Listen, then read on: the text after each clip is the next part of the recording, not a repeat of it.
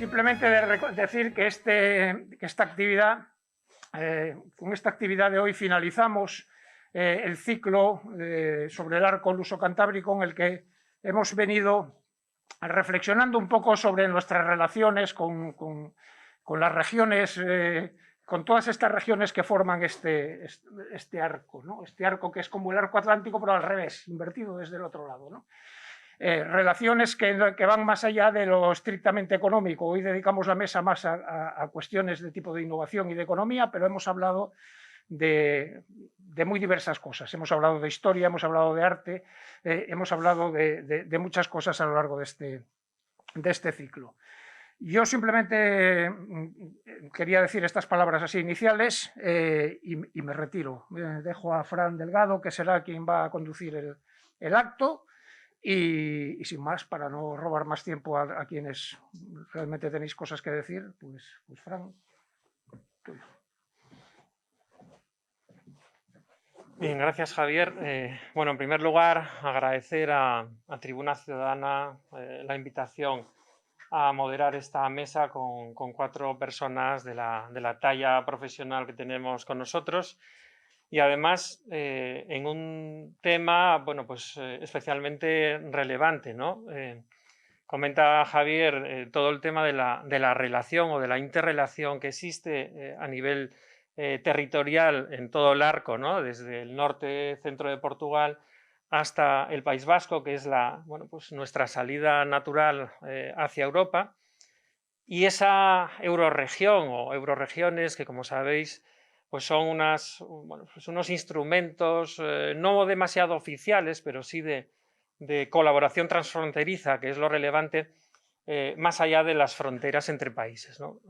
Claro, si analizamos un poco nuestro marco territorial de la mesa de hoy, evidentemente Galicia pues, tiene muy próximo a Portugal y el País Vasco pues, tiene muy próximo a Francia, mientras que las demás estamos aquí en el medio, que tenemos que mirar hacia los dos sitios, ¿no?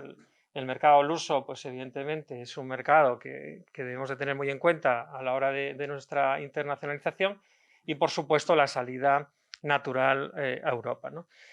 Entonces, mezclar ese concepto de eurorregión o de colaboración transfronteriza con innovación, pues da pie a muchas posibilidades. Y hoy lo que nos toca pues, es ver algunas experiencias, algunas iniciativas innovadoras, como se titula la mesa, que son de diversa índole. Lo que vamos a tratar es, bueno, en una primera parte, una primera ronda de intervenciones, escuchar cada una de las 4 pequeñas ponencias que bueno, más o menos llevarán unos 10 minutos cada una para no alargarnos demasiado en el tiempo. Y luego ya en una segunda vuelta pues podemos entrar ya en un diálogo incluso entre los propios ponentes de la mesa y finalmente pues dar paso al público, ¿no? Yo creo que la pandemia pues ha puesto de manifiesto muchas cosas, la mayor parte las tenemos todos presentes. Lo que quizás a lo mejor debemos de convertir es pues esa pandemia en oportunidad, ¿no? Y sobre todo, pues ahora que se abre un nuevo escenario de recuperación, ya veremos en qué forma, ¿no? Sabéis que la recuperación económica nos dicen que puede ser con diferentes letras, no sabemos muy bien qué letra va a ser la que va a permitir esta salida, pero hay una que es innegable, ¿no? Que la innovación debe impregnar más nuestros territorios. No solo porque las economías más avanzadas son más innovadoras que nosotros. Aquí el guiño a Portugal, que bueno, pues según la Unión Europea nos gana bastante en innovación, es un innovador fuerte, y nosotros en España somos un innovador solamente pues moderado. Si bien es cierto que si miramos a parte de la mesa, pues el País Vasco nos saca una cierta distancia, ¿no?, al resto de regiones que estamos aquí presentes, incluso la de Cantabria, que no está representada, ¿no? Y precisamente antes de ayer salía un ranking de competitividad mundial donde pues, Portugal nos ha adelantado, ¿no? España ha perdido 3 puestos, Portugal ha ganado 1 y por tanto, bueno, pues estamos en un escenario donde innovación y competitividad pues son necesarios para pelear por esa economía. Bueno, sin más, que no quiero extenderme en esta pequeña introducción, para motivar un poco la relevancia del asunto. Como decía, pues vamos a dar paso a los ponentes y el orden que aparece en la infografía pues es el que vamos a seguir, si os parece, comenzando por el País Vasco, donde pues Félix Goñi, que es catedrático de Bioquímica y Biología Molecular de la Universidad del País Vasco, y además ha sido director de Política Científica del Gobierno vasco, y hasta ahí puedo leer, si me permitís, no voy a invertir 5 o 10 minutos de tiempo en desglosar la figura de cada uno de los cuatro, porque es preferible casi que nos cuenten un poco sus vivencias y sus experiencias para bueno, pues ilustrarnos sobre, en este caso, la experiencia de los doctorados industriales con esa necesaria colaboración entre la universidad y la empresa. Así que, Félix, cuando quieras. Muchas gracias. Quiero agradecer primero la invitación a mi antiguo y querido amigo, el profesor don Pedro Sánchez Lazo, para venir aquí. Bueno, es un poco sorprendente que él no esté, pero los que llevamos muchos años en estas cosas de la farándula, pues ya nos ha pasado de todo. Y entonces, pues esta no es la primera, es la segunda vez que me ocurre esto, y yo les suelo decir que les felicito por o les agradezco el cariño que muestran al invitarme y les felicito por su buen gusto al no venir. Pero en 25 años, como ustedes comprenden, Euskadi ha cambiado, España ha cambiado, piensen, pues no sé, cualquier parámetro, yo creo, socioeconómico en 25 años ha cambiado de manera extraordinaria. Pero bueno, yo les puedo contar lo que intentamos hacer en aquel momento, que en aquel momento era una cosa relativamente nueva, que eran los doctorados industriales, ¿no? Es decir, la persona que hace un doctorado combinando de una especie de bilocación, como aquellos santos tan antiguos que estaban en dos sitios a la vez, pues estas personas también están a la vez en la empresa y en la universidad, y bueno, pues de alguna manera alcanzan un doctorado con un tipo de experiencia muy singular. Me apetece mencionar los nombres que hicieron posible aquella pequeña aventura, no exageremos, aquella pequeñísima aventura un poco novedosa por el año 95-96, que cuando yo era, como he repetido, director de política científica en el Departamento de Educación, entonces Joseba Jaureguizar, que yo no conocía y que ahí nos hicimos grandes amigos, era, como dicen en el telediario, mi homólogo en la Consejería de Industria, y luego estaban los dos consejeros, el de Industria, Xavier Retegui, y el de Educación, Ignacio Oliveri. Fue una decisión política, naturalmente, de alto nivel, pero también fue un pequeño milagro de química personal, que personas que eran o éramos bastante distintas, para colmo, los consejeros pertenecían a dos partidos distintos, no les tengo que decir más, pues a pesar de eso se pusieron de acuerdo y llegamos a construir y a publicar el primer plan quinquenal vasco de ciencia y tecnología. Hasta entonces había planes de tecnología, planes de ciencia, pero nosotros pusimos en marcha un plan de ciencia y tecnología, y fue, insisto, desde luego por la decisión política de dos personas con luces largas, ¿no? que veían de lejos, y también pues porque funcionó muy bien una química un poco rara, entre otras cosas porque los tres mencionados eran ingenieros, como casi todos los vascos, y yo era médico, entonces no se sabía muy bien cómo iba a funcionar aquello. Al cabo de los años, Jaureguizar me dijo, pues a mí me dijeron, cuidado con Goñi, que ese es muy raro.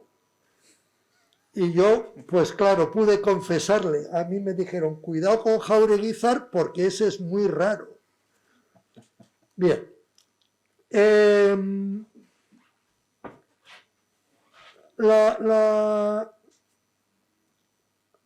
A pesar de los cambios que han tenido lugar en toda esta región, en este cuarto de siglo, la verdad es que algunas cosas no han cambiado mucho. Entonces, la empresa literalmente y abiertamente desconfiaba de la universidad. Consideraba que la universidad pues, era una institución pues, dedicada pues, a gastar dinero público, donde en la escuela de ingenieros pues, les enseñaban a los chicos unas cosas que no valían para nada y que eran ellos, los empresarios, los que luego les tenían que enseñar pues cómo funcionaban las máquinas y los talleres y no sé qué.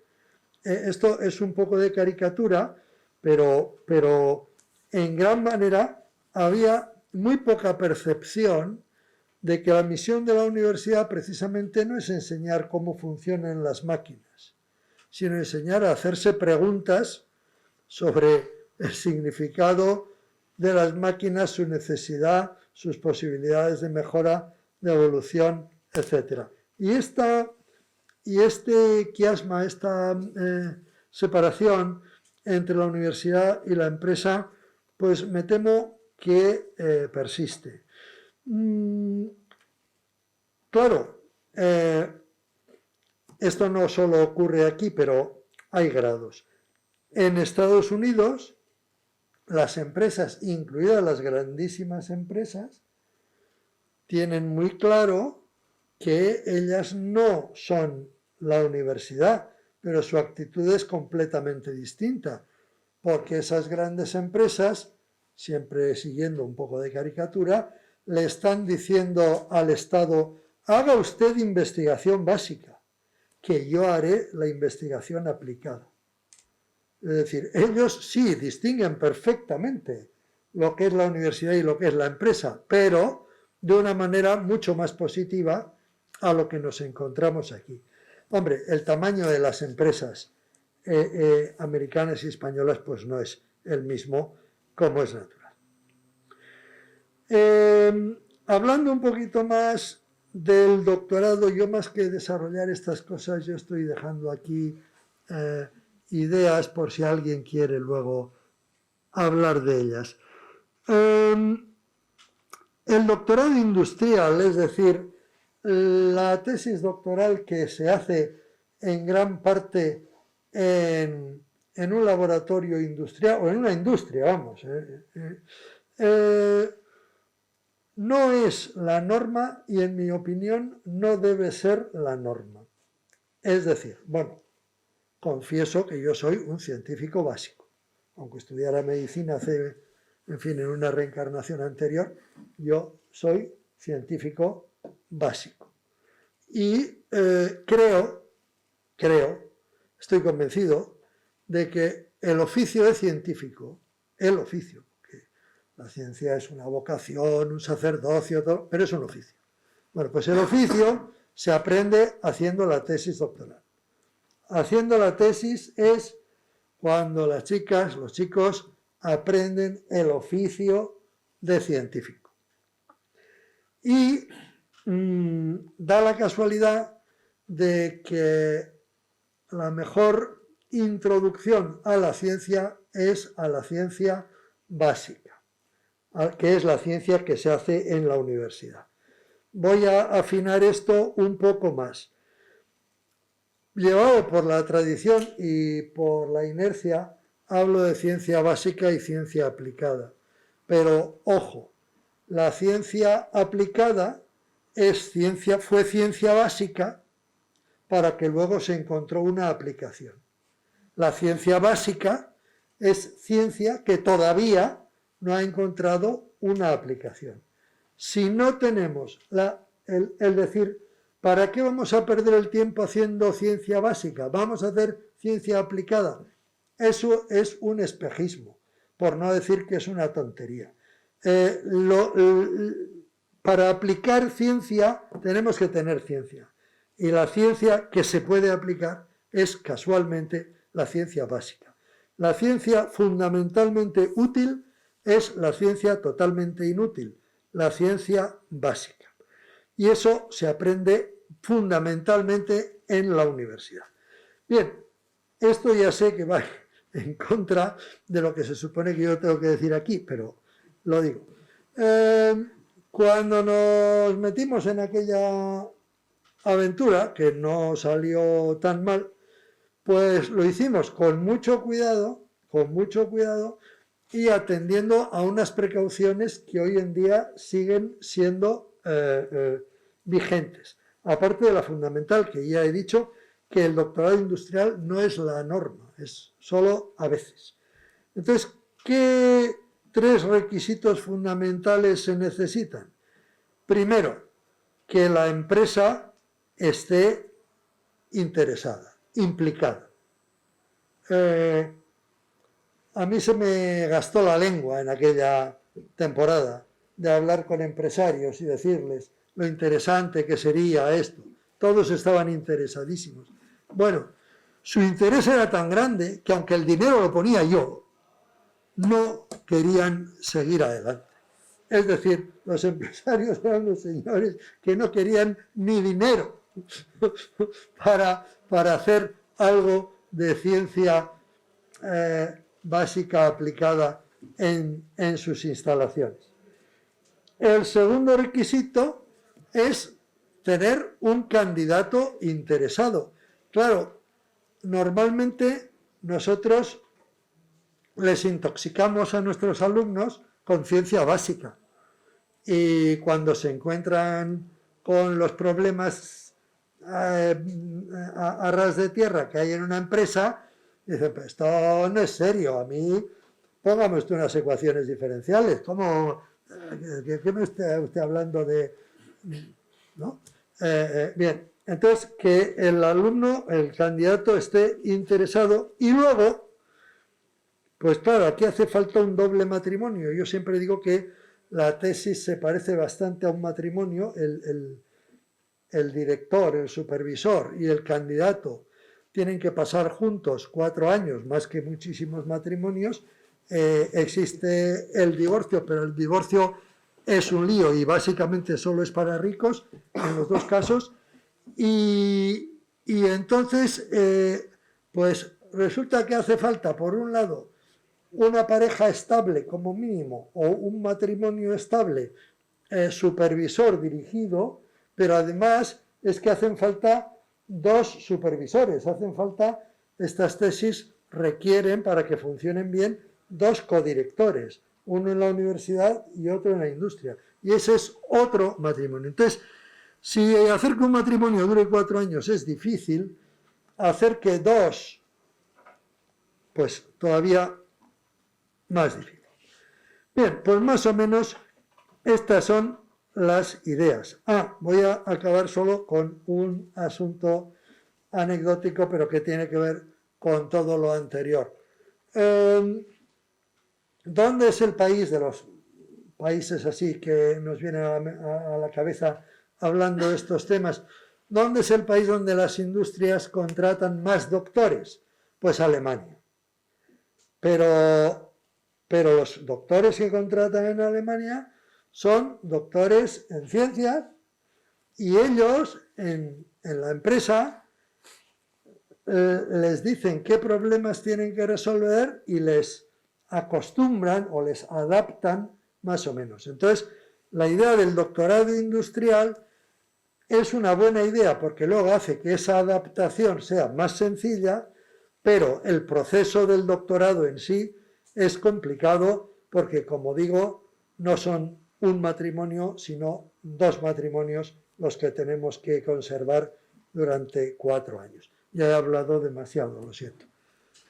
A continuación, por la parte de Asturias, Ignacio Albert de la Rosa nos va a hablar de los productos biotecnológicos de alto valor añadido. Él es cofundador y CEO de Neoalgae, una empresa que yo pues tuve el placer de conocer cuando estaba en el Principado de primera mano, y que, pues si vemos un poco su trayectoria, pues vemos que está consiguiendo no solo el sello de PYME innovadora del Ministerio, sino pues muchas otras medallas como empresa innovadora. Sobrevivir, ¿no? Yo creo. Pero es que hoy en día para sobrevivir hace falta todo eso, no vale con abrir la puerta todos los días. Así que, Ignacio, por favor.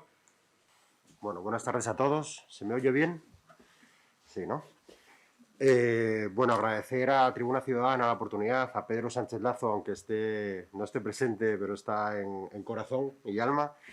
Y bueno, y a Fran por la presentación y bueno, un poco abrumado por mis compañeros de mesa, ¿no? La categoría profesional que tienen. Yo aquí creo que soy aparentemente el más joven, pero bueno, intentaré bueno, aportar mi granito de arena esta tarde, un poco en la parte más de empresa, ¿no? De empresa privada. Para ser rápido y ajustarme un poco a estos 10 minutos, ¿no? Creo que tenemos. Bueno, he intentado reflejar en estas 6 o 7 diapositivas un poco lo que es Neoalgae, lo que hacemos desde el año 2012 y un poco, bueno, lo que hacemos, cómo trabajamos, nuestros proyectos, diferentes líneas de negocio y cómo hemos ido a través de la innovación, el I+D+I que se llama hoy en día, pues adquirir conocimiento y llegar a mercado. Bueno, a ver, como bien indica ahí, es una frase muy larga, ¿no? De nuestra misión, de lo que queremos contribuir, pero en definitiva Neoalgae nace en 2012 como una empresa biotecnológica focalizada en las microalgas, que luego diré sucintamente lo que son las microalgas para que se entienda,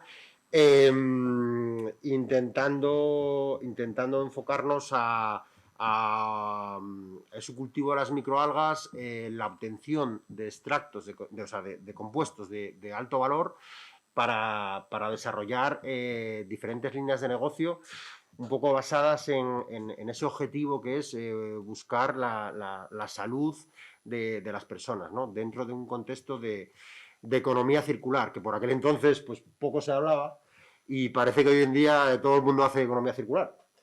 Pero bueno, el concepto de economía circular, así rápidamente, es intentar aprovechar todas nuestras entradas y nuestras salidas tanto de productos como de materias primas como de subproductos, e intentar aprovechar al máximo todo lo que hacemos, ¿no? Dentro de una empresa. Bueno, ahí, como pueden ver, reflejamos un poco que somos 16 personas ahora mismo. El año pasado, en 2020, éramos 20, pero bueno, por diferentes motivos, pues la cosa ha ido un poco hacia abajo, aunque no fue mal año el 2020. Yo creo que está siendo un poquito peor. Me imagino que por la inercia en el 20 recogimos los frutos del 19 y ahora en el 21 estamos recogiendo los frutos del año pasado, ¿no?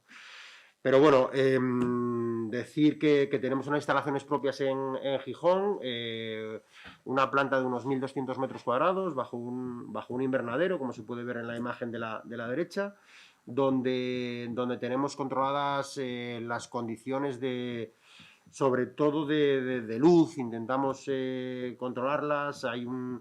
Es un invernadero domotizado, palabra que se regula, se abre, se cierra, y donde tenemos nuestros cultivos, ¿no?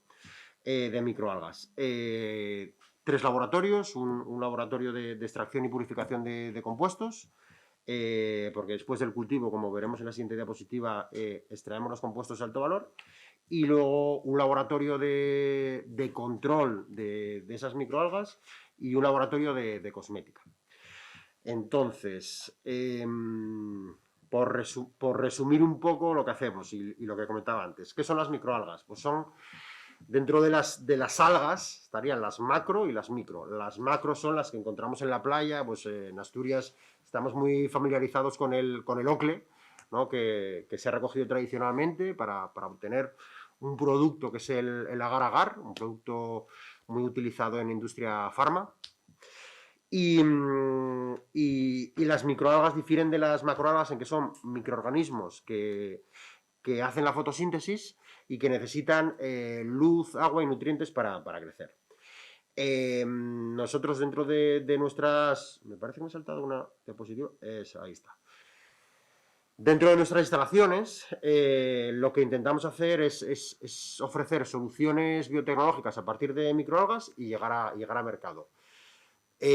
Veíamos que, un poco como comentaba Félix anteriormente, que había un salto grande entre esa investigación básica de la universidad y que muchas de esas investigaciones básicas o no tan básicas no llegaban a mercado. Nosotros por aquel año 2012 veíamos que era posible llegar con un esfuerzo económico importante y bueno, constituimos NeoAlgae un poco para unir, para quitar ese gap, ¿no? ese espacio entre la universidad y el mercado. Entonces, por explicar un poco cómo es el proceso de las microalgas, cómo es el cultivo y cómo llegamos a obtener un producto, las microalgas necesitan como las semillas en las plantas terrestres, ¿no? Necesitan una semillita. Esa semillita se denomina cepa. Aquí, bueno, está el flujo de trabajo, está puesto en inglés, strain, sería la cepa, que puede ser adquirida en un banco de algas. En España se encuentra en Canarias, lugar idílico.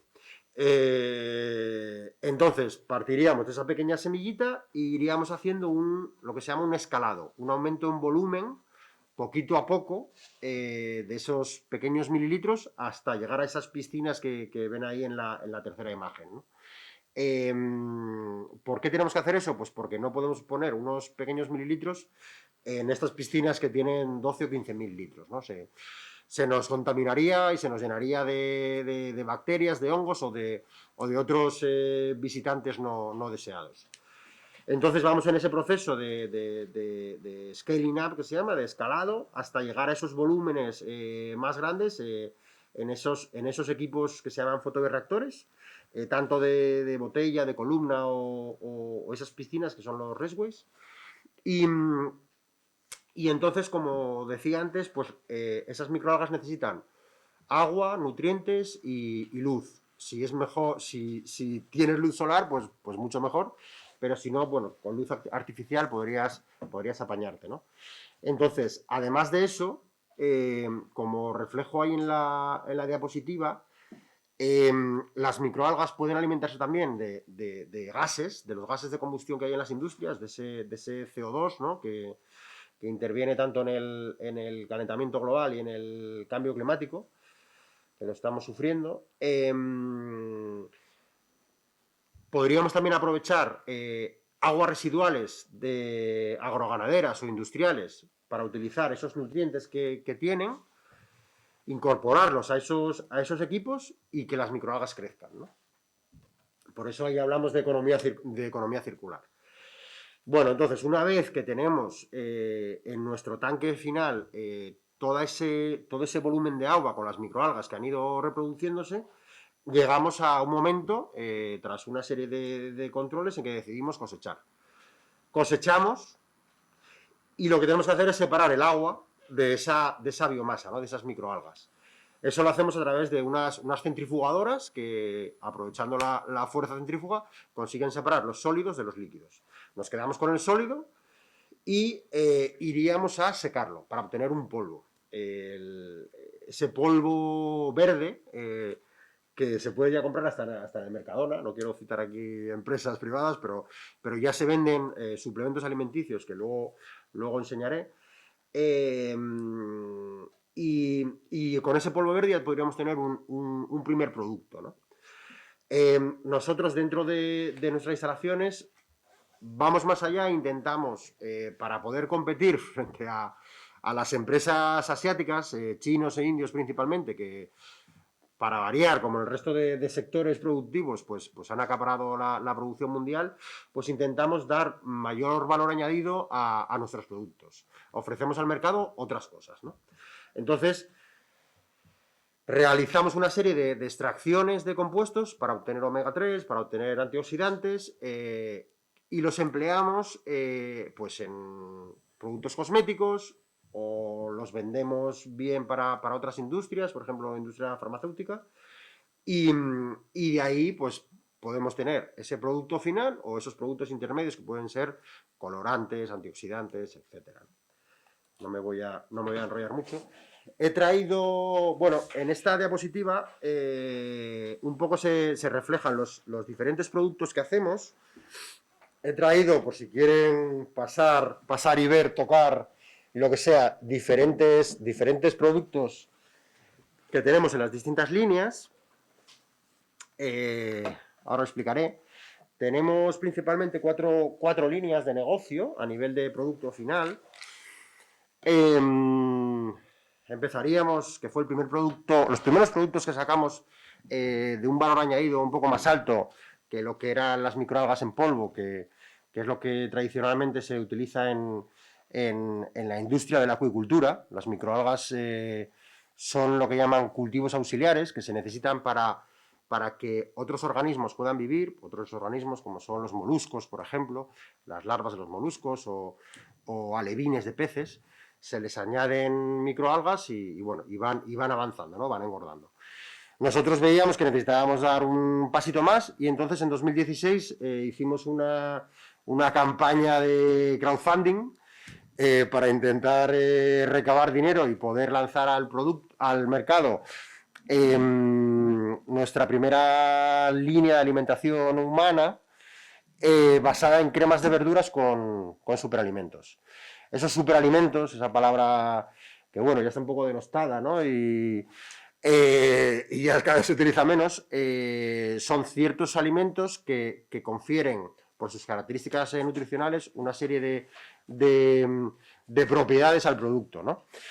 Bueno, nosotros decidimos lanzar toda esta gama de productos porque al hablar con empresas, con grandes empresas o empresas medianas, intentar decirles que podían incorporar las microalgas dentro de sus cadenas de producción, pues no estaban muy receptivas, ¿no? Era un sector prácticamente inexistente, el de las microalgas, y nadie lo veía, ¿no? Estoy hablando de hace 5 o 6 años. 6 años, más bien. Entonces, pues decidimos empezar a sacar productos dentro de nuestras capacidades, ¿no? Empezamos con la línea de Besana, de cremas de verduras. Luego nos lanzamos a la línea de suplementos alimenticios con cápsulas y una línea de polvo.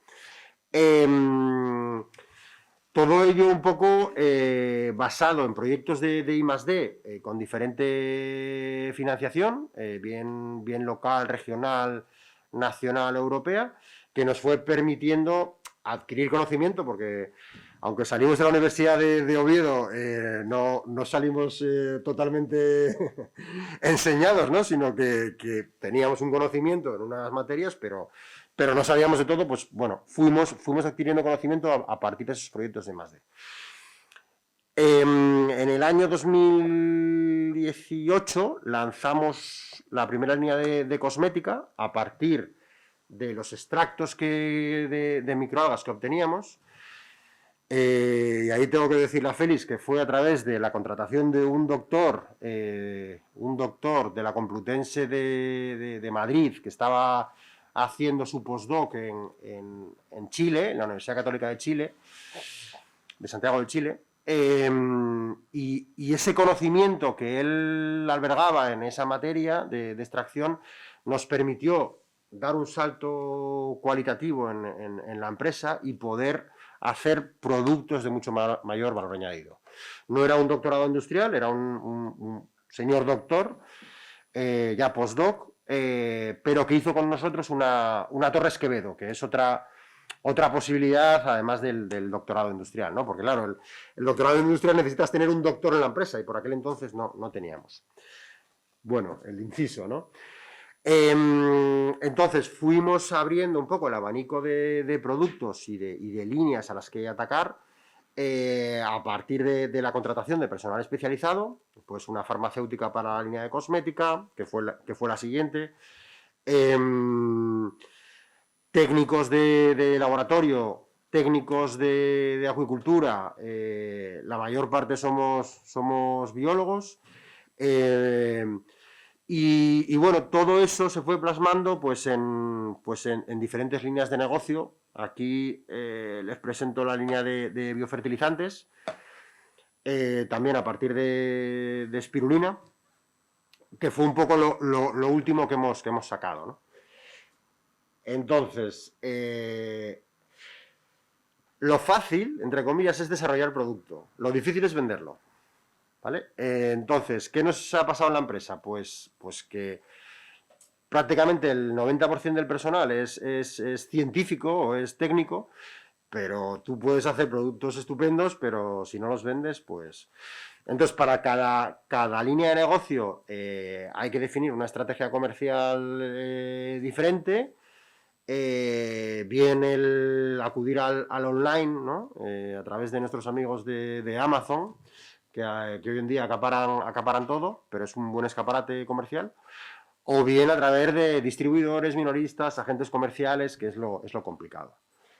Ahí también hay que hacer innovación. Sobre todo para una empresa pequeña y que se ubica en Asturias, ¿no?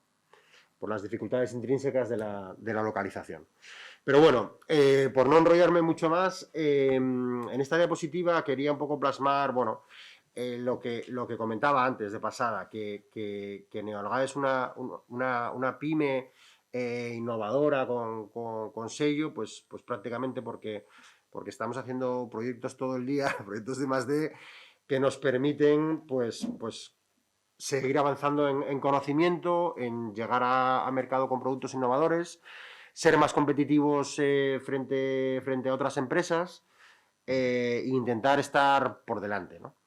En Europa el sector de las microalgas pues está representado por unas 10 empresas más o menos, de las cuales 3 estamos en España, 2 en Portugal, un par de ellas en Francia, una en Suecia, una en Austria, alguna en Inglaterra, bueno, pero el sector de las microalgas nace en Israel. Israel es un poco la cuna del conocimiento en materia de agua, el tema de regadíos, pero en microalgas llevan décadas, ¿no? Especializándose. Nosotros estuvimos en el año 2013 por allí y realmente cada empresa hace un solo tipo de ingrediente que viene de una sola microalga, ¿no? Nosotros, Neoalgae, pues hace de todo, pero esperamos que algún día lleguemos a confluir en una línea de negocio como mucho, ¿no? En vez de tener 4 o 5, como tenemos ahora. En estos proyectos que reflejo aquí, bueno, pues son ejemplos de proyectos europeos, proyectos nacionales, regionales, gracias a la financiación del IDEPA, proyectos locales. Nosotros estamos ubicados en Gijón y el Ayuntamiento de Gijón es bastante proclive a ayudar a las empresas, innovadoras sobre todo. Y luego pues todo este tipo de proyectos han ido materializándose bien en producto o bien en patentes o en ambas cosas, ¿no? Patentes que España, no sé si Fran nos podrá dar el dato, pero bueno, España está en el vagón de cola de producir patentes a nivel mundial, por decirlo así, ¿no? Entonces, bueno, nosotros tenemos varias patentes nacionales, alguna europea, y producto de una de esas patentes llegamos a firmar con una empresa norteamericana el licenciar nuestra tecnología, una tecnología de microencapsulación de un aceite, un extracto de aceite en una microalga, ¿no? Convertíamos Convertíamos a simple vista un aceite en un polvo. Para proteger ese aceite, hacerlo más duradero, que nos llegue al intestino en buenas condiciones. Bueno, era un ejemplo un poco de lo que podemos hacer a nivel de innovación, ¿no? Y lo que nos ha servido para que una empresa norteamericana como es Lubrizol se fije en una empresa asturiana. Y ya por ir terminando, bueno, pues tenemos otras líneas de negocio, hacemos desarrollo de producto para clientes o para terceros en diferentes líneas, en alimentación, en cosmética y fertilizantes. Hacemos esa fabricación de ingredientes intermedios que no son los productos finales como se ve aquí, sino que son esos ingredientes que pueden utilizar otras empresas. Desde ahora año y medio más o menos fuimos descubriendo la capacidad de las microalgas para tratar aguas residuales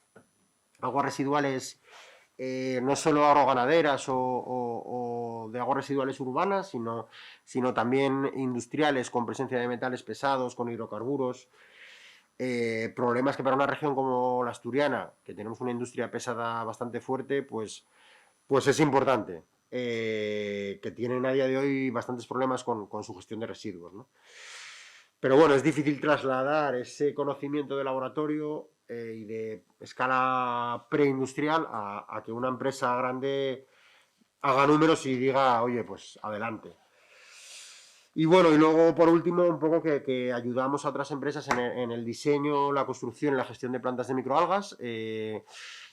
La empresa, un poco, el segundo contrato importante que tuvimos fue con Endesa. Endesa, la empresa energética española, pero que ahora es italiana, pues nos contrató por el año 2013, un poco para intentar ayudarles en una gestión de una planta de microalgas que tenían en Carboneras, una central térmica que han cerrado a finales de este año pasado.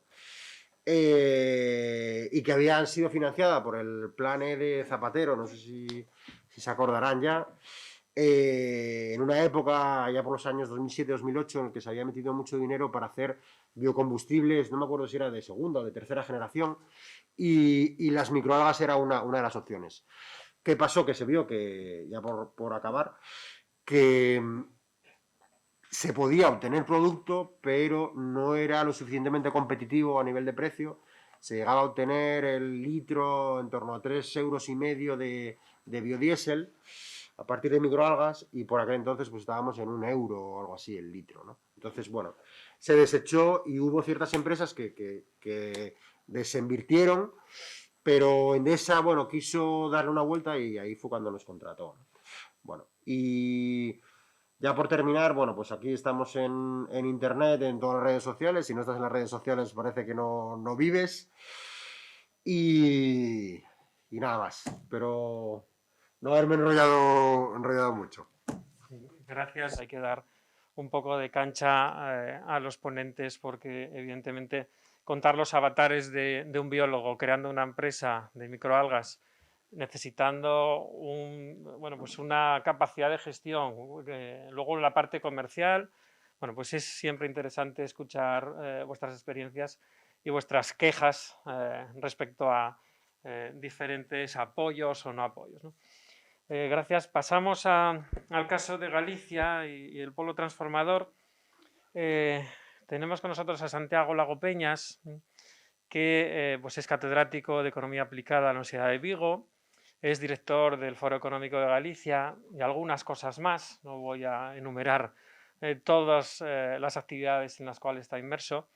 Y bueno, para nosotros, los profesores de la Universidad de Oviedo, pues es un colega con el cual trabajamos, colaboramos desde hace tiempo y esperamos seguir colaborando en el futuro. Así que gracias también por el desplazamiento a esta tierra y estamos expectantes de que nos cuentes qué está haciendo Galicia para esta transformación. Es un placer para mí, sobre todo por las personas que me acompañan, ¿no?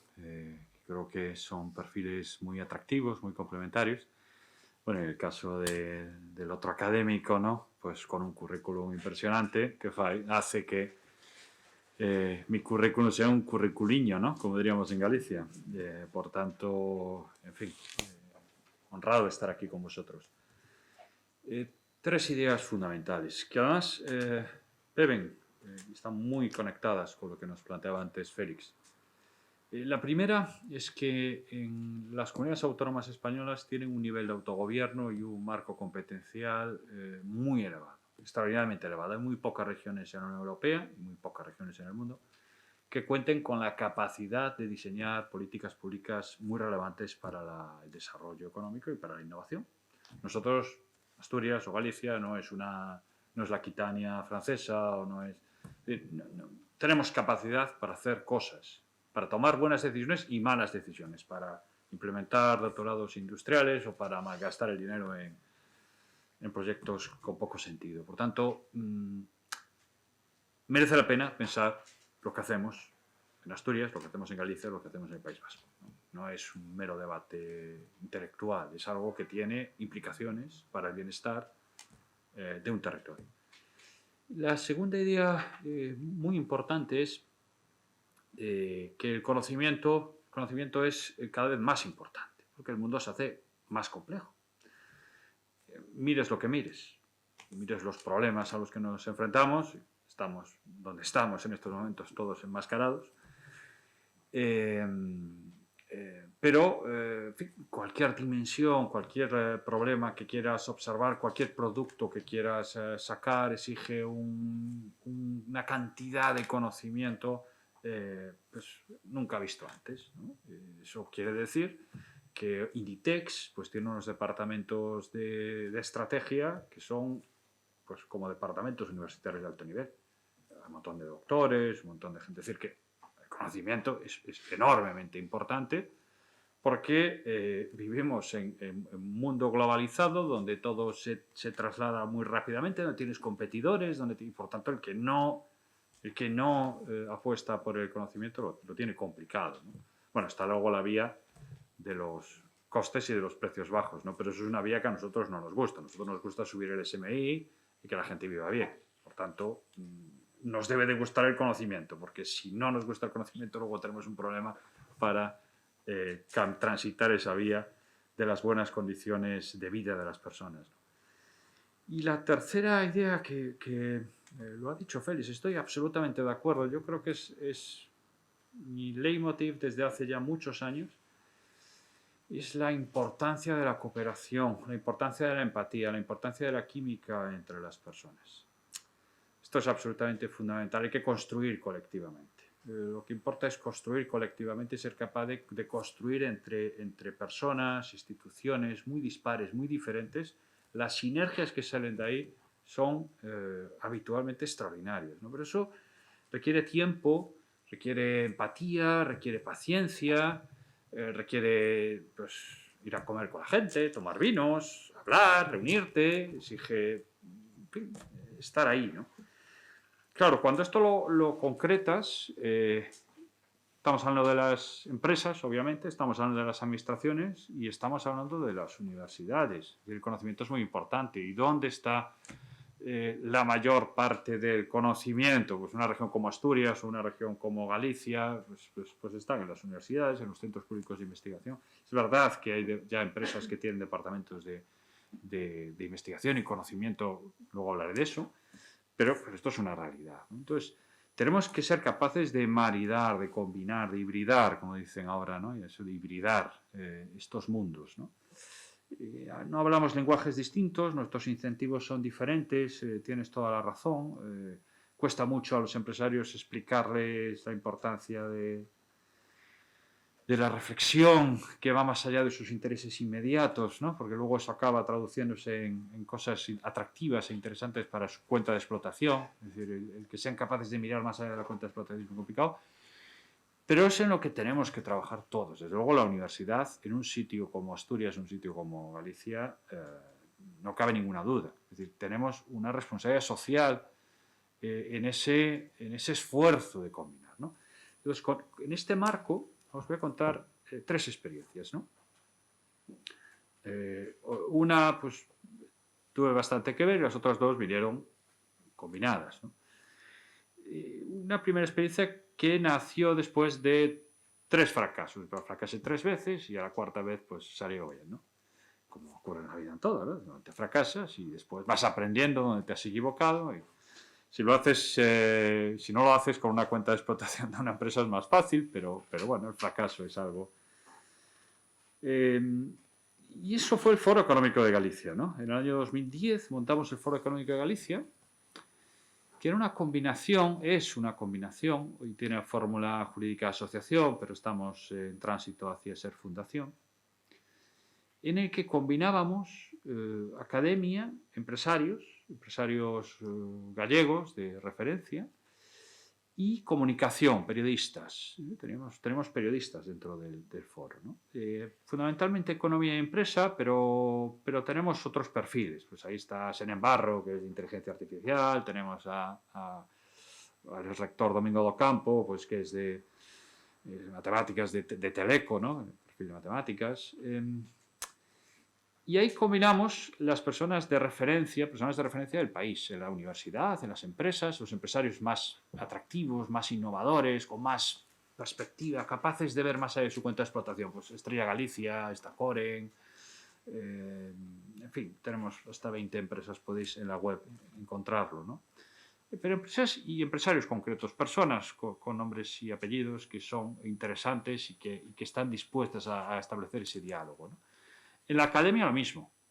Y además en la academia jugamos de una manera un poco sibilina, porque aunque buscábamos académicos y sabíamos que el mundo, la administración y la política, en cuanto esto funcionase, están grabándome, ¿no? Bueno, en cuanto funcionase había riesgos, lo que hicimos fue integrar a personas que están en el mundo de la academia, pero que son académicos, pero que tienen un peso político muy importante. Pues ahí está el expresidente Fernando González Laxe, ahí está el actual portavoz parlamentario del Partido Popular en Galicia, Pedro Puy, personas del Bloque Nacionalista Galego, personas de comisiones obreras, personas de la Confederación de Empresarios, es decir, muy plural, muy plural. Todo el mundo decía, eso es imposible mezclar tanto, es imposible, eso no va a funcionar. Bueno, pues ha funcionado. Hemos sido capaces de combinar. Hemos sido capaces de crear un espacio de diálogo franco y de generación de sinergias de todo tipo. Claramente, por supuesto, relaciones directas entre investigadores y empresa por determinados proyectos. La gente, pues, hacemos muchas reuniones, nos quedamos a comer, a cenar, dormimos en... y bueno, y esto al final acaba generando relaciones, networking, ¿no? Y esto funciona, ayuda a que haya esa relación entre universidades, entre grupos de investigación, con empresarios, etc. Pero la cosa ha ido mucho más allá. El Parlamento de Galicia, pues, somos su referencia fundamental. En casi todas las sesiones pues, nos citan por un trabajo, hacemos muchos trabajos. Tenemos mucho trabajo de coyuntura. Tenemos indicadores de actividad mensual, medimos mes a mes cómo va la economía, informes trimestrales de exportaciones, previsiones de crecimiento. Y luego tenemos mucho documento estructural, tenemos un foro Galicia 2040, luego nos copió la Moncloa lo del 2050, nosotros en Galicia 2040 desde hace 2 años. Tenemos un montón de iniciativas, ¿no?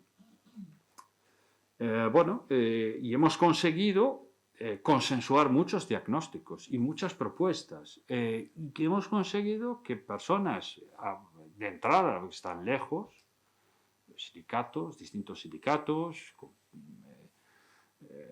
con sus particularidades, partidos políticos, empresarios, que vayamos convergiendo en qué tenemos que hacer para que las cosas funcionen mejor en el país.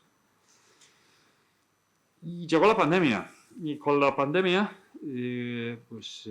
Feijóo, que es una persona, pues, lo que transmite es una persona eficaz, o sea, que es muy ejecutivo, muy rápido, cuando tiene que tomar decisiones, no marea mucho la perdiz. Pues ya a finales de marzo nos llamó al foro y llamó a Inditex y llamó a una serie de empresas, a una serie de instituciones, el Círculo de Empresarios de Galicia, la Asociación Galega Empresa Familiar, que al final somos todos del foro, o sea, es una mezcla, o sea, que es Bueno, y entonces nos pusimos a trabajar sobre los escenarios que nos venían encima, ¿no? Esto a finales de marzo del 20. Nosotros estábamos ya trabajando a tope, pero era a tope, es decir, era reuniones los domingos a las 8 de la noche, todo vía Zoom, vía telemático, obviamente, pero de una manera muy intensa. Había, pues imaginaos, las personas de Inditex, que estuvieron extraordinariamente generosos, poniendo recursos al máximo nivel.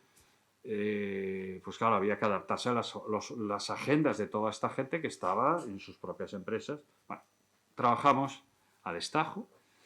Hicimos varios informes, está en la web de la Xunta el informe final, pero con una particularidad, y es que en nuestras reuniones estaban los consejeros y estaba Feijóo. Nosotros nos reunimos con Feijóo todas las semanas 2 horas a discutir, a hablar con él, a contarle esto, miramos esto, vemos esto. Y se iban tomando decisiones en tiempo real, algunas interesantes y algunas medidas pues bastante innovadoras que luego se adoptaron en otras partes, ¿no? Una receptividad que, bueno, yo he estado en unas cuantas comisiones y siempre acabo lo del informe, el cajón, etcétera. Os garantizo que no, en ese momento no era eso. Es verdad que fueron meses, recordáis, ¿no? Mucho agobio todo el mundo y la gente estaba pues, con una sensibilidad y con una receptividad pues probablemente en fin, extraordinaria, ¿no? Pero eso era la realidad, lo que vimos, ¿no? Y eso es lo que tiene que ser. Es lógico que un gobierno autonómico al que le viene lo que le venga no tenga recursos humanos allí para lidiar con eso. Entonces empiezas a juntar a 10, 12 personas a trabajar, a pensar en qué políticas autonómicas puedo desarrollar, en qué le tengo que decir al presidente del gobierno en las conferencias de presidentes, qué argumentos puedo hacer, qué puedo decir sobre impuestos de sociedades, o qué puedo estar diciendo sobre los créditos ICO, o qué puedo hacer. Entonces nosotros planteamos, por ejemplo, las cuestiones de solvencia de empresas los tenemos en abril del 20. Ya estábamos diciendo el problema de la crisis de solvencia y las actuaciones, por ejemplo, esto que se ha hecho de la salida de en abril de este año, pues nosotros ya lo planteábamos en mayo, cosas que se hicieron en Galicia. Y una de las cosas que planteamos fue lo de los proyectos tractores. Antes que saliera el Next Generation, hablamos de proyectos tractores. Veíamos claramente una serie de oportunidades que no se estaban aprovechando en Galicia y que había que ir a por ellas, ¿no? Y bajo el nombre de proyectos tractores planteamos la necesidad de ir ya. No podíamos seguir dilatando el proceso. Eran cuestiones complejas, pero que había que hacerlas. Que exigían colaboración público-privada, que exigían mucho trabajo técnico, exigían un amparo de un Estado emprendedor, ¿no? En la terminología de Mazzucato, ¿no? Es decir, de una Xunta de Galicia que impulsara el proceso. Pero introducíamos el matiz de que eso era muy difícil hacerlo desde la Administración, por un problema como sabéis, de procedimientos, de plazos, de tiempos, ¿no? La innovación empresarial, los proyectos empresariales, es muy difícil ejecutarlos rápidamente, con agilidad, desde dentro de la Administración. Un simple contrato de una ingeniería, si lo tienes que sacar a concurso y tienen que presentarse y hay que resolver y alguien reclame, no sé cuánto, pues algo que necesitas para dentro de un mes porque el producto hay que sacarlo, pues te llega dentro de un año. Por tanto, eso no nos funcionaba, ¿no? Y le planteamos la necesidad de crear una nueva herramienta con mayoría de capital privado, participada por la Xunta de manera muy importante, pero con más del 50% privado, en el que estuvieran entidades financieras y en el que estuvieran pues, algunas empresas multisectoriales, preferiblemente, ¿no? Porque no hubiera luego conflictos de intereses, algo multisectorial que no. Y bueno, nos hicieron caso y se ha creado esa sociedad, ¿no? Se llama Sociedad Impulsa en términos, bueno, el nombre es muy largo, Sociedad, Proyectos, yo no me lo sé. Soy consejero ahora de esta nueva sociedad y esta sociedad es la que gestiona estos nuevos proyectos que han presentado petición de recursos de los Next Generation, pero bueno, que están ya, sobre todo uno de ellos, pues muy maduro, que va a salir, que supone una inversión muy grande, que es el de la fabricación de viscosa a partir de fibras vegetales, está bueno, muy avanzado. Y luego hay otra serie de proyectos con los que estamos empezando a trabajar, ¿no? Y seguimos con esa mezcla de colaboración público-privada. En el Consejo hay consejeros autonómicos, hay catedráticos de universidad, hay directivos de empresa, con la idea de montar los proyectos, madurar los proyectos y luego lanzarlos a que los inversores lleguen y los monten, que nos compren el proyecto. Con el proyecto ya preparado con lazo. Y en eso estamos, ¿no? Hemos definido, pues, hay sobre todo 3 proyectos grandes, y luego pues hay una serie de proyectos más pequeños, con la ventaja de que si va funcionando, lo que se hace es trasladar hacia allí esos proyectos que está pensando en proyectos que van al mercado. No es la construcción de un hospital ni la construcción, no es eso, es cosas que van a vender productos en mercado, pero que son complejos y que esa colaboración público-privada es el camino para conseguirlo, ¿no? Y en eso estamos. Yo creo que lo que hemos demostrado con esto, esperemos que salga bien y en los próximos meses pues veremos si ha tenido éxito o no ha tenido, esperemos que sí lo tenga, es esto que comentaba al principio. Tenemos enorme capacidad para hacer bien las cosas o para pifiar. Para hacerlo bien o para hacerlo mal. Y depende de las voluntades, depende de las capacidades. Ahora mismo pues se ha dado una serie de circunstancias pues que facilitan el trabajo. Pues nos ha pasado, es decir, con esto ya acabo, pues por ejemplo ahora se ha aprobado una ley en Galicia tenemos un problema extraordinario de abandono de tierras, estamos hablando de 600.000 hectáreas abandonadas, tierras fértiles. Bueno, se acaba de aprobar una ley. Para diseñar esa ley, el consejero actual, que es miembro del Foro Económico de Galicia, ha estado colaborando con un equipo de gente que fue director general con el gobierno de mi partido, con el Bloque Nacionalista Galego, con el Partido Socialista, todos miembros del Foro Económico de Galicia. Generas una cultura de cooperación y de trabajo leal que luego te permite, ante asuntos de país, o sea, ante un problema de que tú ves que te hace falta introducir conocimiento y que oiga, eso no es una cuestión de un partido. Esto es una cosa que necesita el país. Luego hay otra serie de asuntos en los que podemos discutir. Sí, pero hay cuestiones de país en las que no podemos. Porque además, cuando esto es algo sorprendente, con esto acabo, cuando en estas reuniones del foro vamos escogiendo temas, hay algunos temas que no escogemos porque sabemos que es imposible. Pues el impuesto de patrimonio, bueno, pues no somos capaces de consensuar. Pero en el 90% de los asuntos, cuando hablas a calzón quitado, y escuchas a los que saben del asunto, acaba habiendo un consenso amplísimo. Es decir, es que está la solución. Da igual que usted sea votante de los nacionalistas, del Partido Popular, bueno, del de Galicia, el de Madrid ya sería otra cosa, o del Partido Socialista. Es decir, oiga, el conocimiento lo que le dice a usted es que este es el camino y ese otro no es el camino. Es decir, y creo mucho en esto. Al final es una manera de ver la política de manera como herramienta de transformación, ver a la administración como herramienta de transformación, pero más allá de los partidos. O sea, tengo una visión muy política, tenemos una visión muy política, pero que trasciendan a los partidos. Los asuntos de partido, personalmente, a mí no me interesan. Lo que me interesan son los asuntos de país. Y en esos asuntos de país, ahí es donde tenemos que conseguir combinar.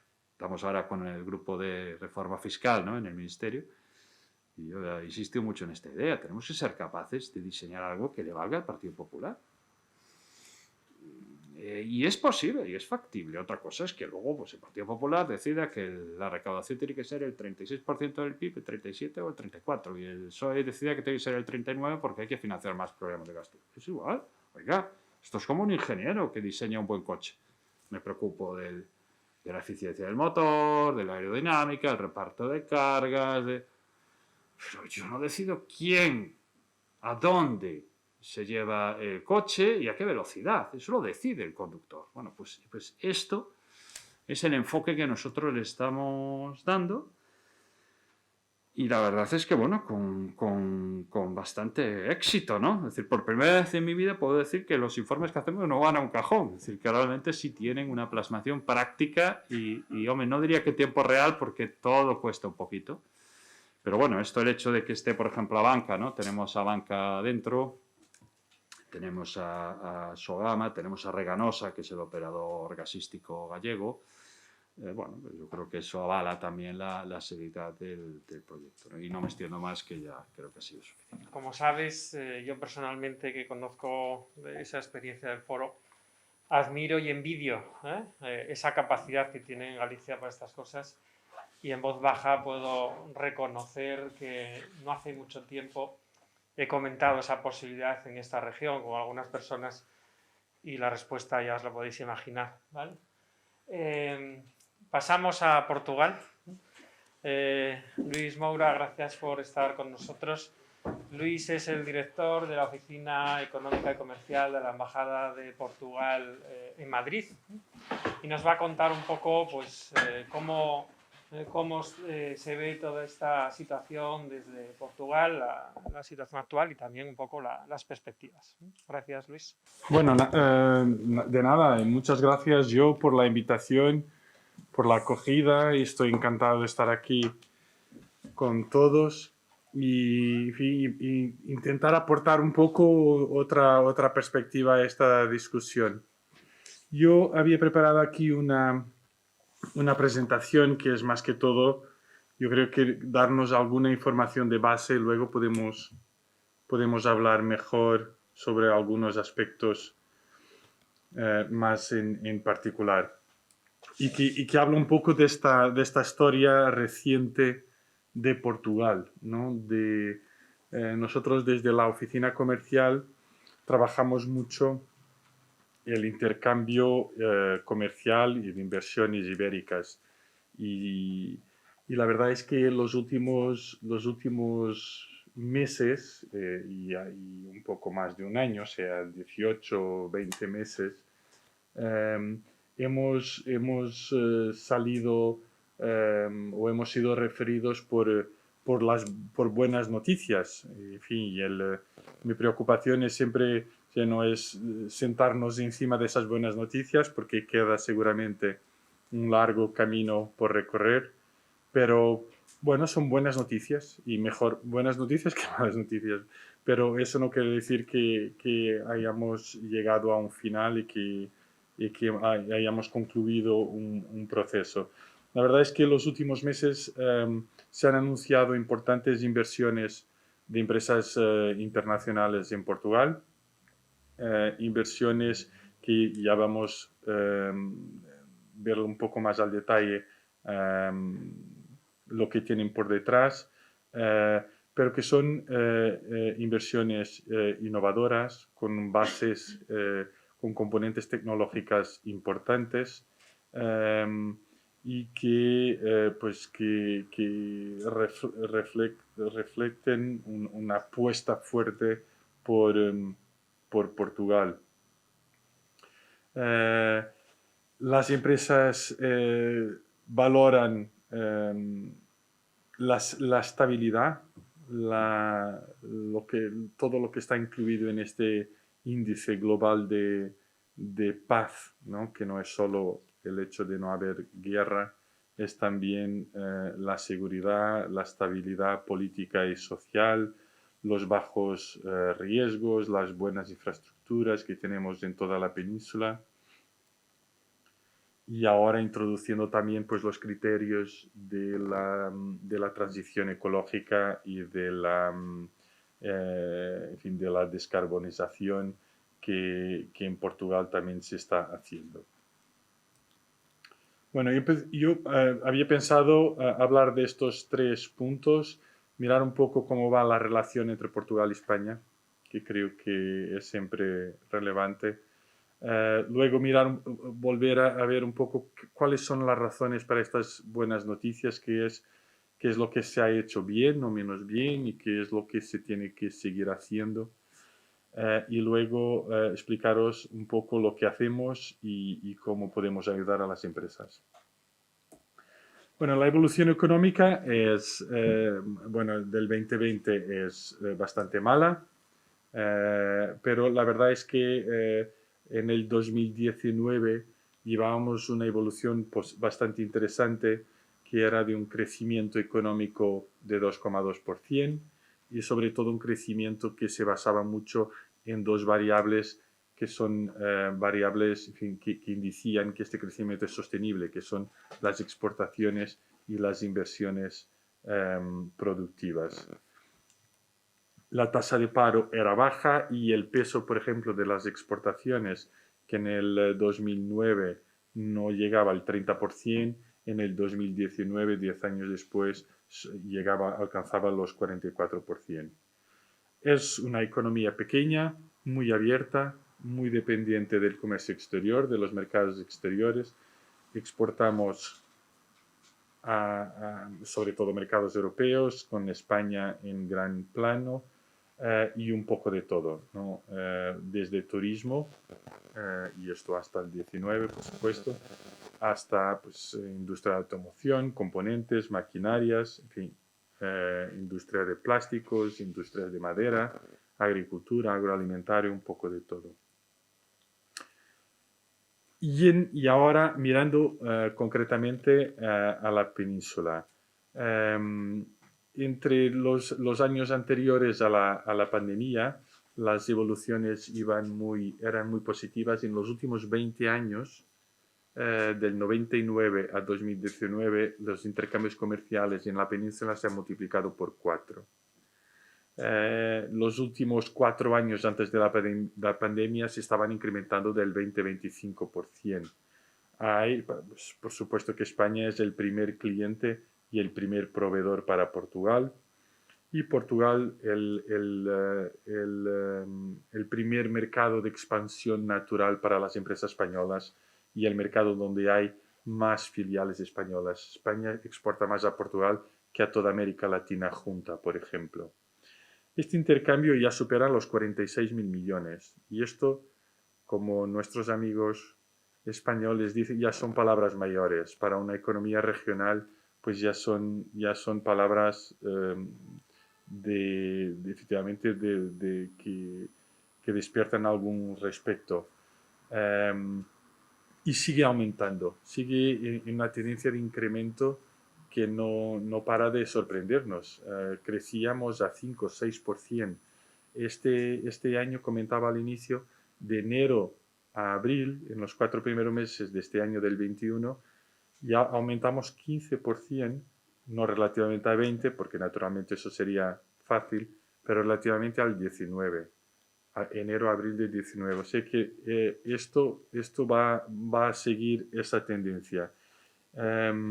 Aquí hemos mirado un poco el peso del arco atlántico de las cuatro comunidades autónomas españolas que componen, pues con enormísimo destaque para Galicia, tanto como cliente como proveedor de Portugal.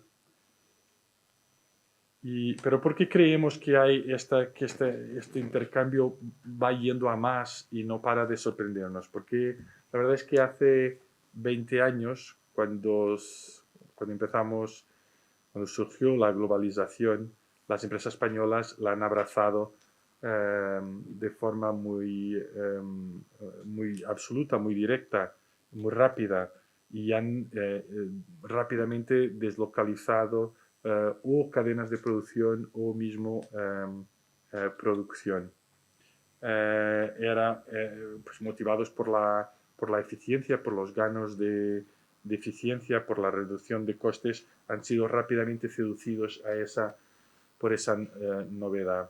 Luego, poco a poco, ya antes de la pandemia, hace 5 o 6 años, empezamos a identificar que había alguna producción que volvía a geografías de proximidad. Y sentíamos que eran un poco los temas de la Agenda 4.0, ¿no? La necesidad de la producción ajustarse al consumidor, el incremento de demanda por productos un poco más diferenciados, unas series más cortas, unas entregas entregas más frecuentes, en la moda, por ejemplo, era muy claro que dejamos de tener 2 estaciones estanques y veíamos y asistíamos al lanzamiento de producto pues, cada 2 semanas, cada mes.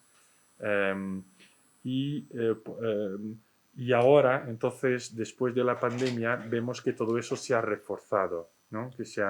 Nos hemos dado cuenta que Europa y muchos de nuestros países dependíamos de suministros de geografías lejanas, que en caso de productos farmacéuticos, de productos del área de la salud, eran muy críticos, pero que hoy, por ejemplo, las noticias son el problema de suministros de semiconductores en la industria de automoción.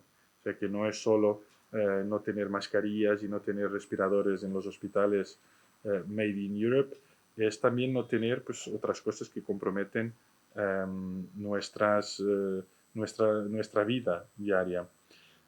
Y por eso vemos que esa globalización, esa apuesta por la globalización que se hizo hace 20 años, se va amortiguando y hay un valor que hay algo que no tenía valor, que era la ruptura del stock. Pues si hay algo, si estamos delante de una situación de ruptura de stock, pues no pasa nada, se espera, se frena un poco la producción, pero esa ruptura ha ganado un valor mucho más elevado de lo que tenía y por eso las empresas están decididas a pagar por ese riesgo y por forma a evitar esa situación. Por otro lado, ¿qué pasó también durante estos 20 años? Es que Portugal ha seguido invirtiendo en la industria. La capacidad productiva de Portugal, Portugal ha sabido ver que la industria era importante, que el saber hacer que había en Portugal se tenía que mantener, que muy bien, que el turismo era un sector en crecimiento, todo el sector terciario, pues hoy por hoy es un sector dominante, pero sin desistir del peso y de la relevancia de la industria. Y se invirtió mucho pues, en introducir innovación, tecnología, en modernizar las cadenas de producción y en potenciar las complementariedades con cadenas de producción españolas y europeas. Y es en eso que estamos y que seguimos trabajando hoy. ¿Qué pasó en Portugal que podamos asociar a esta buena evolución? Bueno, pues creemos que la primera gran apuesta de los últimos años ha sido, los últimos años y más que los últimos años, ha sido en la formación, en la creación de talento, había saber hacer en la industria y hoy por hoy los jóvenes profesionales portugueses son jóvenes pues, que están muy bien preparados. En los rankings internacionales se da mucho destaque al conocimiento de las lenguas, pero no solo, también en los conocimientos de ingeniería. Por ejemplo, en el índice de competitividad que alguien refería hoy, que ya no sé quién era, pero que se refería, que había sido publicado hace un par de días, en la competitividad del talento, por ejemplo, Portugal puntúa bastante bien y sobre todo gracias a las áreas de matemáticas e ingenierías. Hemos visto que, por ejemplo, tenemos la tercera tasa más elevada de graduados de ingeniería en Europa.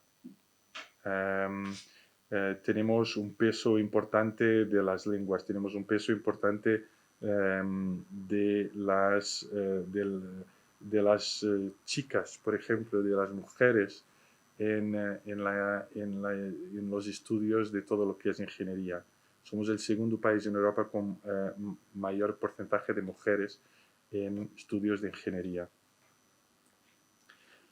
En los rankings de innovación también Portugal ha conseguido alcanzar, ha hecho una evolución muy importante y, por ejemplo, de acuerdo con el último relatorio de la Comisión Europea, del 2020, Portugal ya se sitúa como un innovador fuerte. En el sur de Europa y en Europa del Este es el único que tiene un color verde. Y bueno, pues han sido esfuerzos que se han hecho, y esto sí más recientemente, de aliar la actividad académica con la actividad empresarial en sectores como, por ejemplo, los moldes, en sectores como la moda, en sectores como el agroalimentario, en que se ha sabido o que se está haciendo ese recorrido que está lejos de terminar, pero que se está haciendo de aliar las competencias profesionales con el saber académico de las universidades. Luego, pues se siguió invirtiendo en las infraestructuras. Yo diría que esto es una herencia no de los últimos años, sino de las últimas décadas, que ya se han hecho importantes inversiones. Pues Portugal tiene la situación que tiene en Europa, es un país periférico y se han invertido pues, en conexiones aeroportuarias, rodoviarias, portuarias también. Y bueno, pues eso también ahora es importante. Las conexiones, las infraestructuras físicas y las infraestructuras también virtuales, digamos, las que son más invisibles, pero que hoy por hoy son tan importantes como las físicas y las visibles. Luego las empresas suelen citar la calidad de vida en Portugal como una buena referencia, pero bueno, no vivimos en un país que tampoco tiene nada que rivalizar con la calidad de vida en Portugal. Y luego también un aspecto que yo creo que es importante, que es la conexión con los países, mercados y países terceros, ¿no? Esta ligación que seguimos teniendo con mercados de América Latina, con mercados africanos que tienen un potencial de crecimiento enorme y donde Portugal sigue siendo una puerta de entrada y una forma, una pata de un tripé, ¿no? Para empresas extranjeras, europeas, que quieren y que desean entrar en esos mercados. Luego, muy rápidamente, deciros en fin, quién somos. Somos AICEP. AICEP es la entidad, un poco el homólogo del ICEX español. Hacemos la promoción de las exportaciones portuguesas en España. Captamos interés de empresas españolas que busquen proveedores portugueses. Promocionamos Portugal como destino de inversión y sobre todo en el caso de España, donde somos, además de vecinos y hermanos, somos amigos. Sobre todo lo que hacemos es pues profundizar lazos, hacer con que empresas que muchas veces buscan soluciones y socios en geografías lejanas se acuerden que ese saber hacer y que esas competencias también están aquí al lado e intentar que unos y otros colaboren y se conozcan más. Y ese es nuestro día a día. Somos un país centralizado y por eso somos el único interlocutor del inversor extranjero a la hora de invertir en Portugal. Y eso hace con que tengamos unas competencias también específicas a la hora de la atribución de incentivos, ¿no? Que sean fiscales o financieros o también a la creación de empleo. Bueno, gestionamos también algunas medidas que son específicas para los expatriados extranjeros, hasta incluso la atribución de visados también a profesionales altamente cualificados que vengan del espacio fuera de la Unión Europea. Y bueno, y organizamos pues muchas misiones, muchas reuniones, muchos encuentros con muchas visitas a Portugal para que la gente conozca las fábricas, la gente, los proveedores. Organizamos misiones de portugueses a ferias aquí en España, un poco por todas las ciudades. Y bueno, y quedamos a vuestra disposición pues para todo lo que sea necesario relacionado con Portugal y las empresas portuguesas. Muchas gracias. Como comentaba en la introducción, pues efectivamente los últimos datos dicen que Portugal nos adelanta en competitividad, en innovación y que, bueno, parece que se ha puesto las pilas en los últimos años.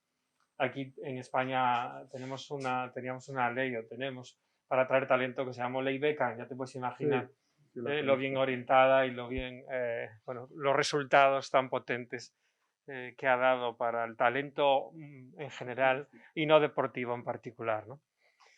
Bueno, como el moderador no ha moderado nada, como habéis visto, aparte de que mis intervenciones no son nada cortas, no he sacado tarjetas amarillas ni rojas a los ponentes, porque creo que es mejor escucharles a ellos. Y me parece que las 9 en punto es la hora tope, por cansancio y por muchas otras razones del público. Si os parece, en estos 20 minutos podemos dedicar 2 partes, 10 como mucho, y ahí sacaremos tarjeta roja. Si alguno de los 4 ponentes quiere hacer o bien una segunda intervención para matizar algo, o bien fuego cruzado con alguna otra iniciativa que haya escuchado de otro ponente. Yo tengo muchas preguntas que hacer, pero las dejaremos para después, ya en petit comité. Y los últimos 10 minutos, si os parece, para que los asistentes pues, podáis trasladar inquietudes, preguntas, porque bueno, una mesa redonda sin participación de los asistentes pues no deja de ser pues, un acto que no tiene todo el cierre que merece, ¿no? Entonces, 10 minutos, los 4 ponentes, intervención para matizar o intervención para, bueno, pues para comentar alguna iniciativa de otra región. Es vuestro turno. Abierto, porque ya os digo que no voy a moderar nada, esto es innovación, aquí no hay que traer las cosas tan preparadas. Tenéis 2-3 minutos cada uno o 5, depende de los que queráis tomar la palabra. Venga, cualquiera de los 4.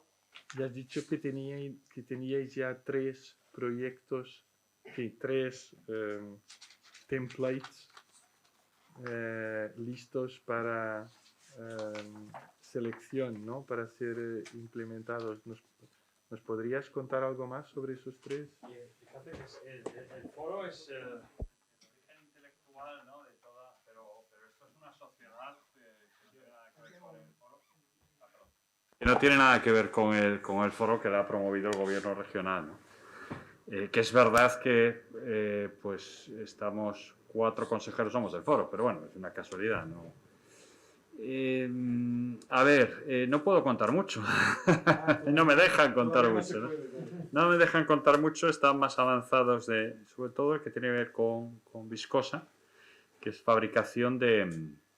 A ver, son proyectos muy, muy complejos porque integran, por ejemplo, en el caso de la viscosa, sabes que en Galicia pues tenemos una riqueza forestal muy, muy potente, pero al mismo tiempo muchas tierras abandonadas, y por tanto no solo es promover producción, tienes que promover de manera ordenada en el territorio, es decir, para que esas tierras abandonadas se pongan a funcionar, que haya explotación, pero al mismo tiempo que haya mayor valor añadido en el territorio de esa materia prima, porque en estos momentos nos encontramos con que más de la mitad de la madera que se corta, que se tala en Galicia, se va sin ningún tipo de procesamiento fuera, ¿no?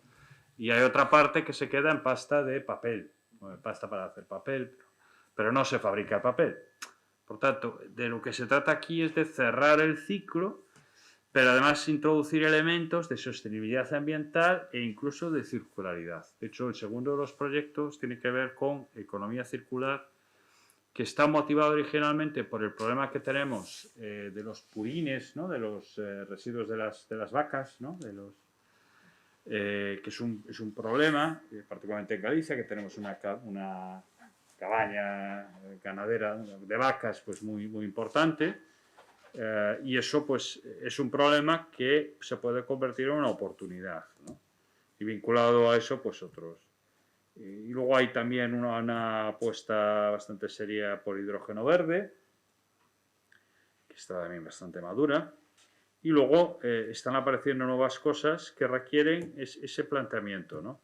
Pero es algo, lo novedoso aquí está en esa colaboración público-privada que va más allá de la retórica, va más allá de hay que colaborar, ¿no? Es que estamos haciéndolo, ¿no? Yo creo que esa es que es la gran diferencia, y con una filosofía de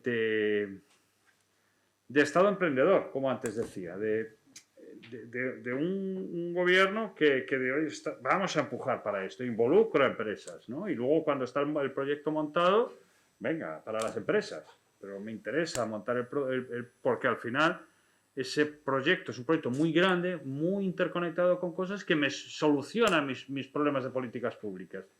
Si yo tengo 600.000 hectáreas abandonadas, necesito resolver ese problema. ¿Y cómo lo resuelvo? Si dejo al funcionamiento de los incentivos y pues no está funcionando. Entonces tengo que intervenir para dar una salida y dar una serie de...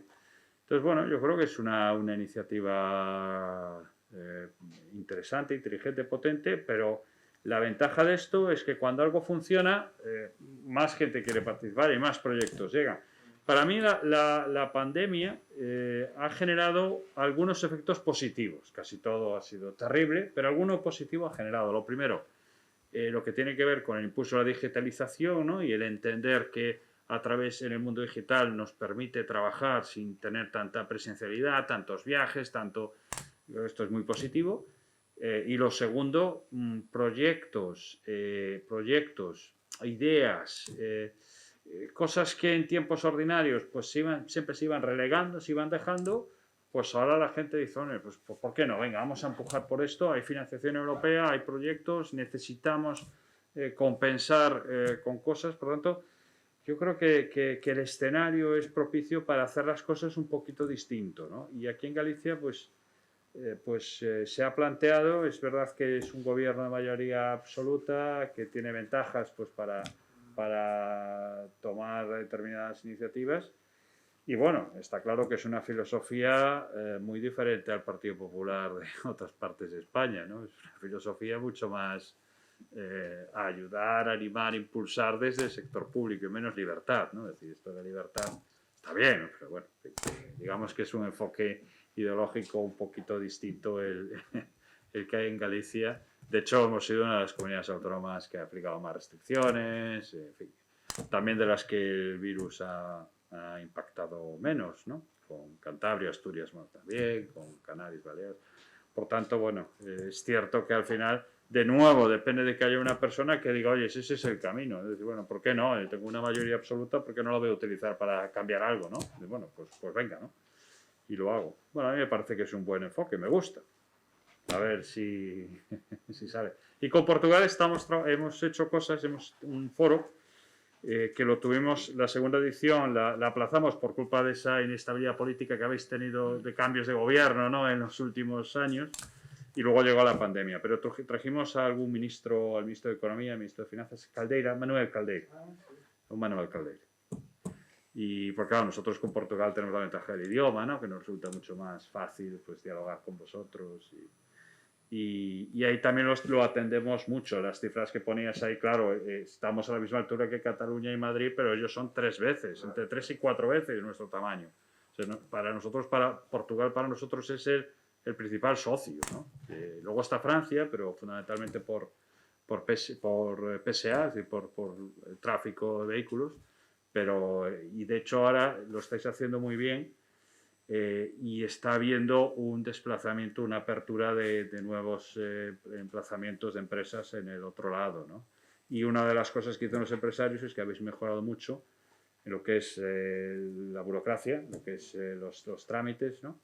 Y luego pues las facilidades, el suelo, el precio del suelo industrial y lo proactivos que son los alcaldes, ¿no? Es decir, la parte de las freguesías, ¿no? Los municipios, que realmente es un entorno muy amable para hacer negocios, más que por ejemplo, en el caso de Galicia. De hecho, nosotros, y lo hemos planteado en el informe, utilizamos a Portugal en 2 cuestiones. Primero, la evolución que habéis tenido en la última década en innovación, tanto en los indicadores, los diferentes que existen, como la realidad que uno percibe, ¿no? en determinadas... y luego las apuestas estratégicas, que son claras, el aeropuerto de Sacarneiro, por ejemplo, nosotros tenemos 3 aeropuertos que compiten entre sí, mientras Sacarneiro ya mueve, no sé si 4 veces más que los 3 juntos, ¿no? Entonces yo creo que en Portugal sí se está tomando muy buenas decisiones. Es la sensación que tenemos desde Galicia.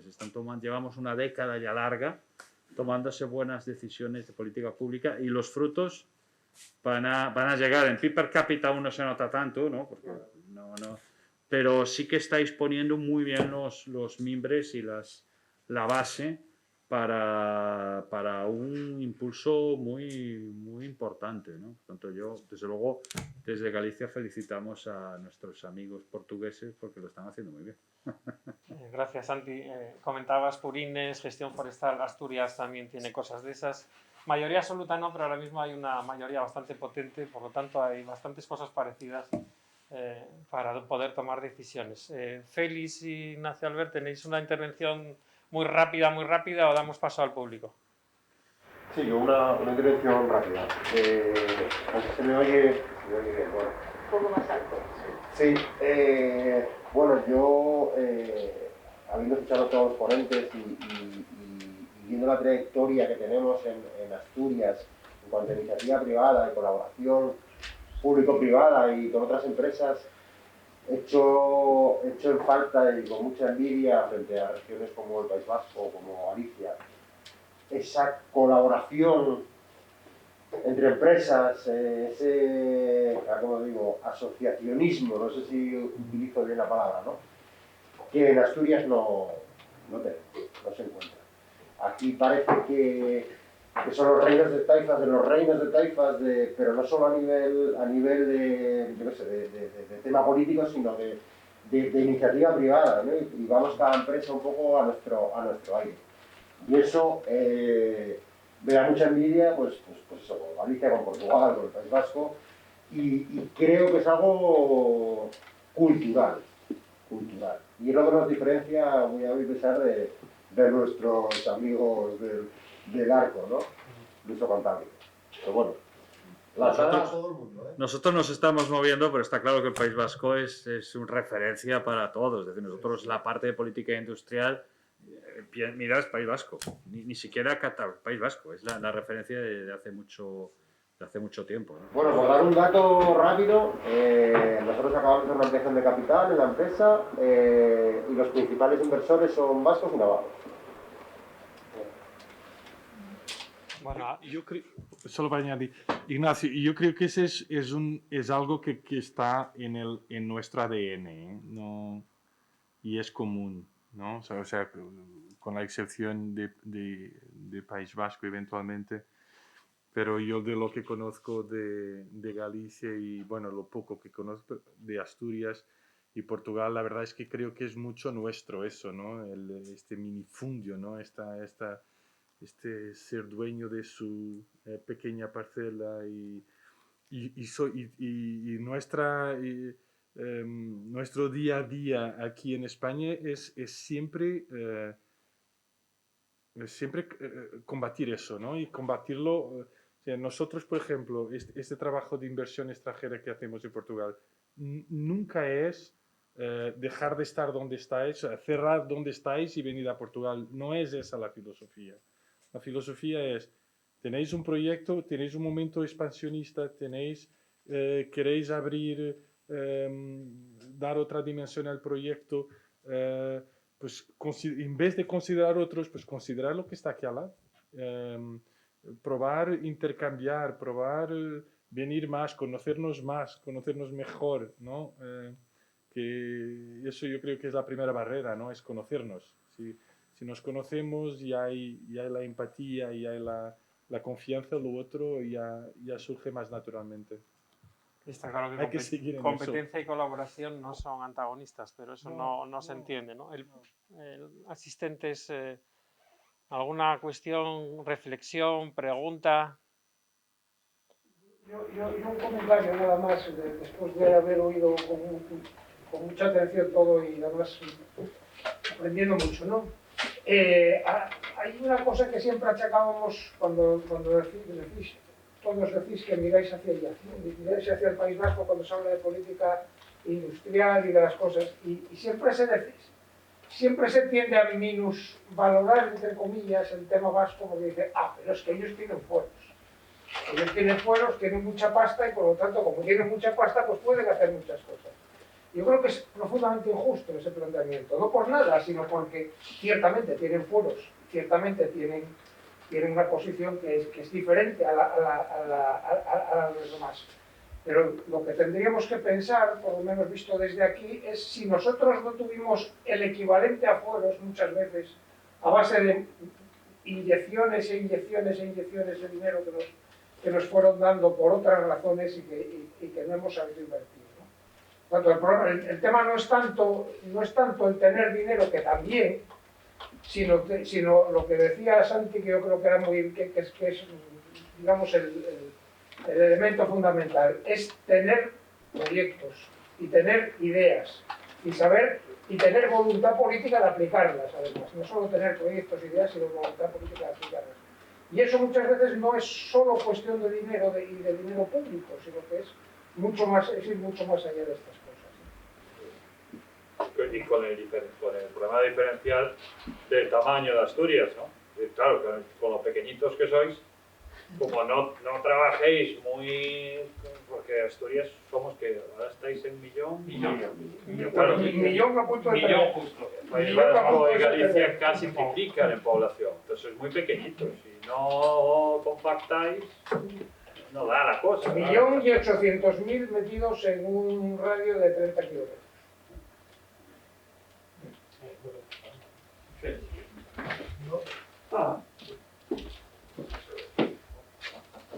A lo mejor por alusiones a estas cosas de los vascos. Este es un campo minado, lo del concierto económico y todo eso. Yo voy a dar el punto de vista del contribuyente. Resulta que yo no pago los impuestos a un señor que está a 400 kilómetros en Madrid.